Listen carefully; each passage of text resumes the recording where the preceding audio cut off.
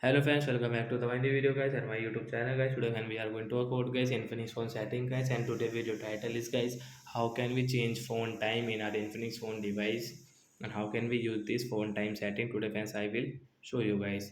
So friends, open your phone setting. After on phone setting guys, you can see guys this type of setting in your Infinix phone device. So guys, click on your phone system setting guys, click on phone system setting guys.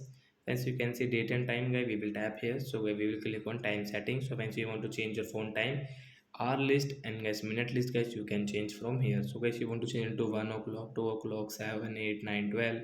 I will change it to guys 12 o'clock. And as you can see 12 o'clock, we will change into PM. So I'll tap here to change it. So as you can see your phone time will change into 12 PM guys. You can check here guys 12 PM.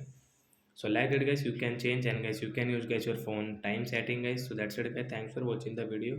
I hope friends you understood how to change phone time in Infinix phone. So bye guys.